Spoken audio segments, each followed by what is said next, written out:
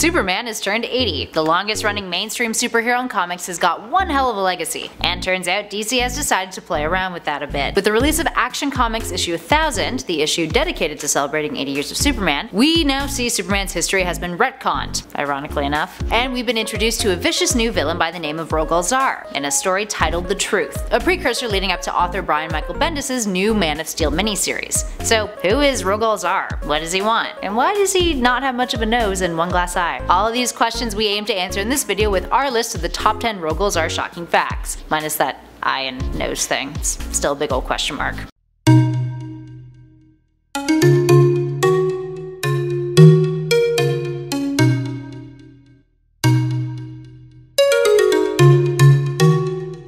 Number 10. His purpose. Rogol Zaar's role is meant to destabilize what Superman knows about his past, his home planet, his father, and most importantly, his purpose on Earth. And yes, the whole destabilization of what he knew about his father already went down the whole Mr. Oz storyline, but that's a whole other can of worms. But on top of all that, it's meant to add more depth to Superman's rogue gallery. Creator Brian Michael Bendis stated in an interview with the Daily Beast about Kal-El's rogue gallery, I quote, "It's a little shallow and there haven't been a lot of new characters lately. DC created a situation where they were like, create, do. So I was very motivated to create new characters, and for Superman, it's really about who's gonna get under his skin." Up next, number 9, he destroyed Krypton. Action Comics 1000 retcons what we know about Krypton's past. Now, it's that Zaar has been hunting down Kryptonians, and tells Superman that his bloodline must end once and for all. He tells a freaked out Clark that the Kryptonian sickness finally ends today, just like I once promised Jor-El when I destroyed the planet of Krypton. He also claims to have cleansed the galaxy of the Kryptonian plague, the intention of killing Superman and Supergirl in order to finish the job. I mean, I guess that's commitment, at least? Up next, number 8, initial criticism. Prior to the release of the Man of Steel miniseries, the internet was ablaze with criticism over Zaar. Many felt that the character's introduction and the subsequent narrative retconning wasn't necessary. I mean, way to celebrate 80 years. Others said the character kinda looked like a weapon-wielding Doomsday with a beard. And some felt that he didn't seem all that interesting enough for Superman's fans to get hyped. The inclusion of the new character threatened to change the Superman mythology altogether. And some think that DC may have another Death of Superman disaster on their hands, which personally, if you've watched this channel for a while now, you know how much that storyline just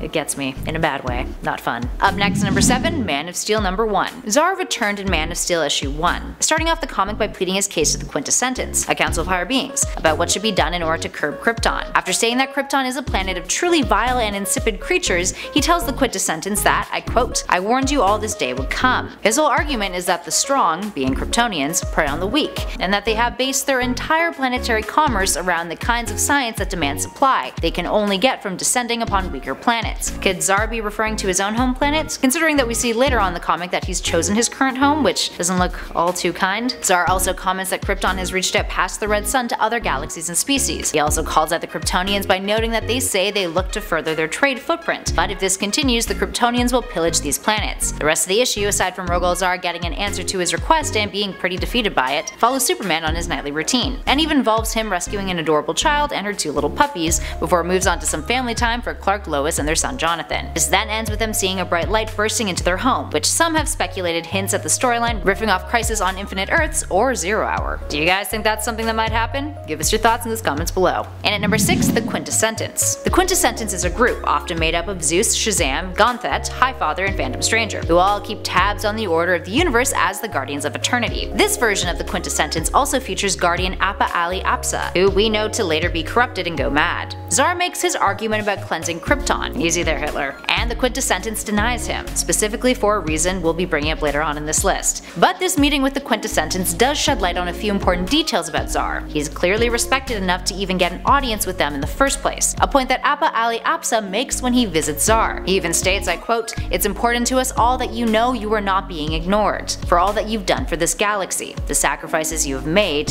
you were heard." Because of this respect, he's surely quite knowledgeable, and it's without a doubt that he's powerful, considering the group actually considered this argument. And from what we know from Action Comics 1000, Zaar is capable of committing genocide on a massive scale. We also know he clearly didn't listen to the Quintessentience, or at least that's what we think right now, raising questions of where he's been in between then and now. Was he imprisoned? Was he on the run? Did the Quintessentience end up agreeing with him after he killed everyone off? Guess we'll find out in the next few issues. And at number 5, he thinks he's a hero. Despite being a villain to readers, Zaar truly believes that he's a hero, and is achieving intergalactic peace by wiping Krypton out. He truthfully believes believes that destroying Krypton is for the greater good, because there is a cost for Krypton prospering. In the comic, Zar states the Kryptonians say they look to further their trade footprint, but if this continues, Kryptonians will pillage these planets, and they, in turn, will be forced to turn on each other to survive. They will fight to keep their way of life. He also believes that snuffing out Krypton's imperialist threat via war will cause more damage than good, assuming the position of using a singular solution, blowing up the planet, will work better. How considerate. And in addition to all of this, Zar implies that the Guardians themselves have been bribed by questioning, I quote,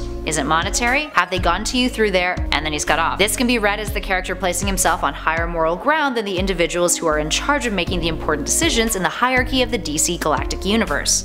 All that being said, perhaps Zar is actually onto something, considering all of the presumed good that he has done for the galaxy up until that point. Up next, number 4, his home. While it's never explained in the comics where exactly Zar resides or what kind of alien background he has, we do get a scene in Man of Steel issue 1 when member of the Quintessentients, Appa Ali Apsa, visits him to give him the verdict on his request. Zar appears to be living within a harsh barren landscape, hunting down a large spiked creature when we see him, taking it back to a cave that's assumed to be his home. He states that Appa Ali Apsa is the first visitor he's ever had, and the Guardian responds by noting that, I quote, "You clearly found a unique place to live." Zar replies, I quote, "It keeps me trained, body and mind. In between the wars, nothing is more important." This also points to the possibility that Zar is perhaps a bit of a warmonger, only lives for the fight and not much else. Maybe justice, but skewed perspective. Up next at 3, his personal history. In Man of Steel issue 1, after Zar has made his pitch to the Quintessentients, one of its members, Guardian Appa Ali Apsa, informs him that they've denied his request on his home in the last number that we mentioned. But his reasoning is what's really interesting. He alludes to some sort of personal history that the alien has with Krypton, and how that could be clouding his judgment. Perhaps Zar is less of a villain with a point, and more of a character with a serious vendetta, one big enough to commit genocide and wipe out an entire planet. So what do you guys all think that pertains to? Perhaps this reason will flesh out Zar's character even more, into something a little bit more three-dimensional than a dude who looks more like a sophisticated doomsday with an axe. Sorry, kinda hard not to be critical. All that being said, writer Brian Michael Bendis has stated that for the miniseries, Zar's origin is at the center of the story. So hey, it's gotta be good, right? Speaking of, in at number 2, Brian Michael Bendis. Bendis recently jumped ship over from Marvel to join DC. Prior to this, he was with Marvel for 17 years, and was largely responsible for reshaping Daredevil, Spider-Man, and even the Avengers. So why did he leave? Well, he is writing the Superman title, comics' most iconic hero. And actually, he almost died after finding out the news that he was taking on the Man of Steel. Literally. He had an MRSA infection temporarily blind him, and he was taken to intensive care 3 times after the infection nearly killed him. But getting to write Superman kept him going, he said. I quote,